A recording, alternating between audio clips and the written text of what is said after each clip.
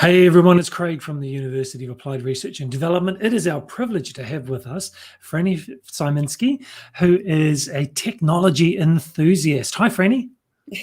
Hi, Craig. Thank you for having me. I'm really excited to have you here because next week is the Serious Games Conference, and I saw you on there, wanted to reach out to you straight away. I know you're really busy getting ready for the conference, so thanks very much for doing this. Well, thank you. So tell us what you do and why you do it.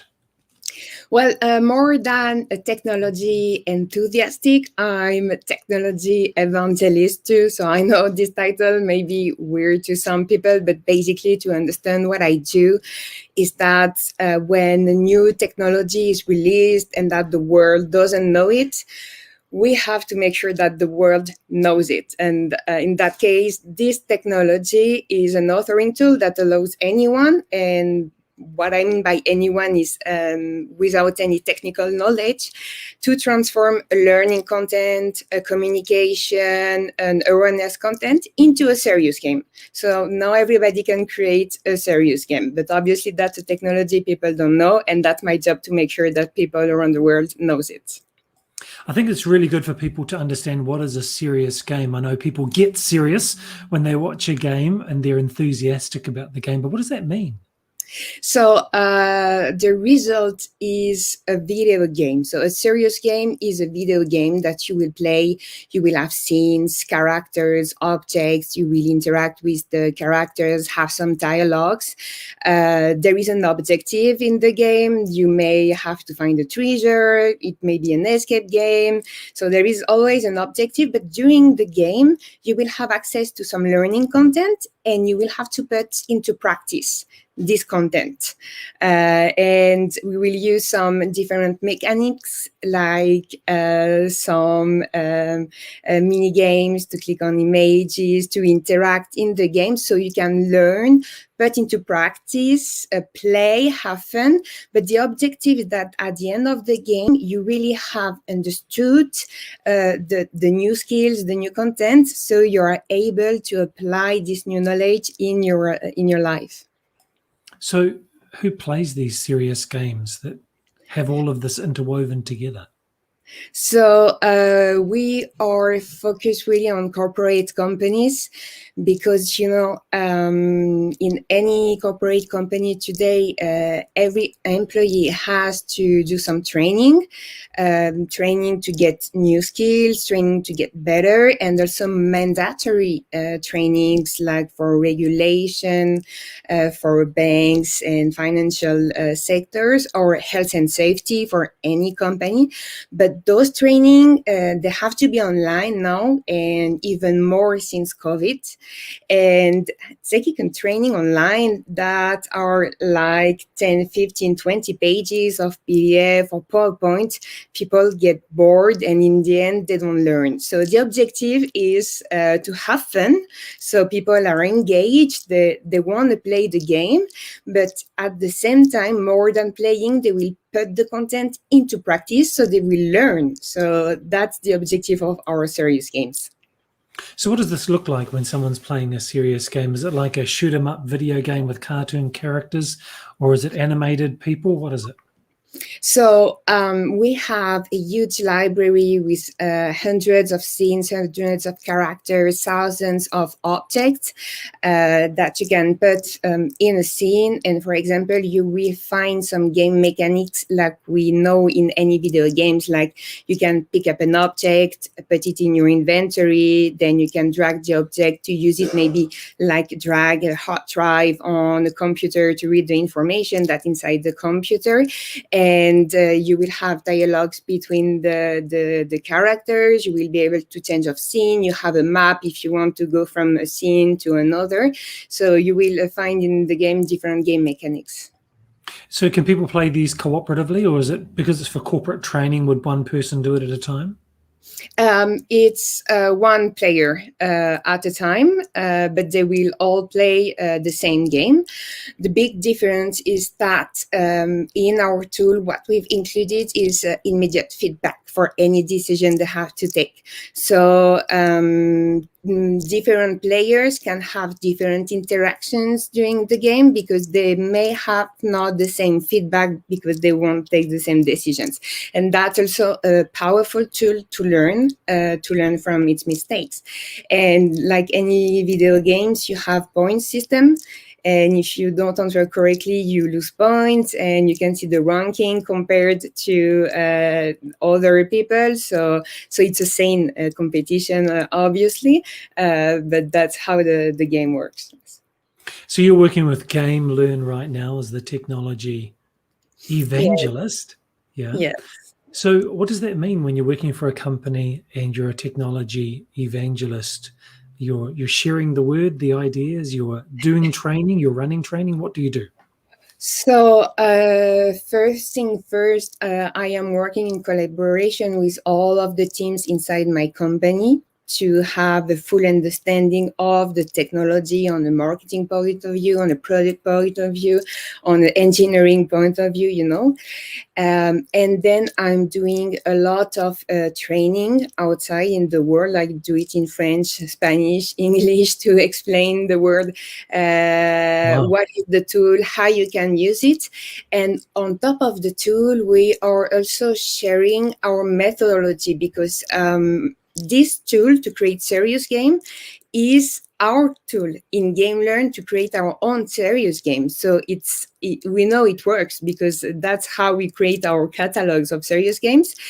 And we know that some clients wanted to create their own serious game with their own content. So now they can do it, and they can create content with soft skills. If you want to teach leadership, agile methodology, for example, or hard skills if you want to teach how to repair an engine or anything. So it's really wide, the possibilities that you have with the tool. I'm really looking forward to the conference next week and learning from you and the other experts that are going to be there, the practices of how you would do this and plan to use the serious games. What's the technology that's underneath making this happen? That's a homemade technology. Actually, GameLearn has been created in 2007. So we have 15 years of experience in the game-based learning industry. And that's why it's the company the most awarded in the world in this sector. We've been working on that for 15 years. And that's something that has been completely built inside the company, and we have our own art department, engineering department. We have our scenarist for the game, so everything is built in house.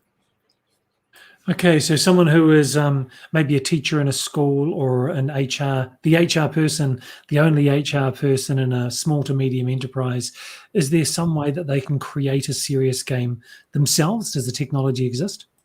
Definitely. The tool is very intuitive, but I also give some short workshops of 1 hour just to show you the basic on how it works.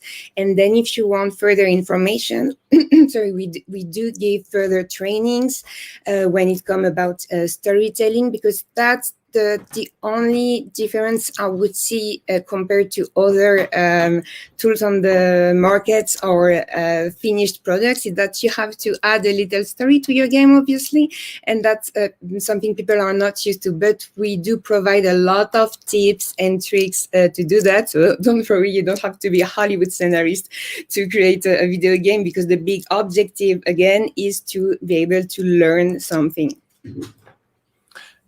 So, Fanny, what's your background? How did you get into this? Well, I have a master degree in international business. I always wanted to work international business. And I've been working for technology companies like IBM, and then e-learning companies like Blackboard, Moodle providers. So I had this background, but not technological at all, really focused on sales and product. And when I saw this opportunity in GameLearn, mixing like new technology and e-learning, because e-learning is very fascinating, because what the world needs today is education. So if we can simplify and make education fun and easier again, I mean, that's great. And I spent my days showing the tool to different clients in the world, and explaining them how they can transform their content into video games.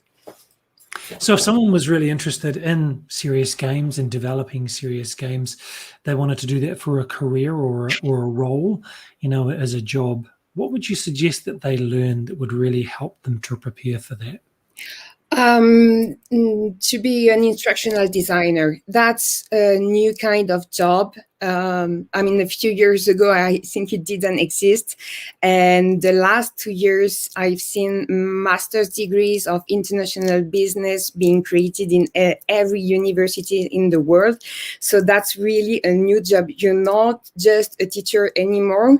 Now teaching is an engineering. It's a proper methodology. So you can get a degree of instructional designer, and with that, you will be able to create some learning content that people will love and people will really learn thanks to you. So what are some of those components then of being an instructional designer? What do you need to know? Well, you have to understand the learning mechanism. So how to teach people, what are the most important information, and how to put them into practice to make sure they remember it.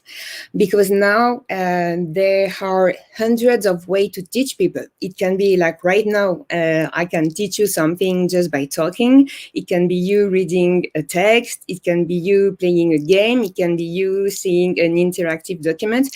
But it's just really understanding what's the objective, what do we have to learn, and what's the objective to have a better performance after in the company, because that's what we're looking for in the company or in your own life, depending on what you want to learn.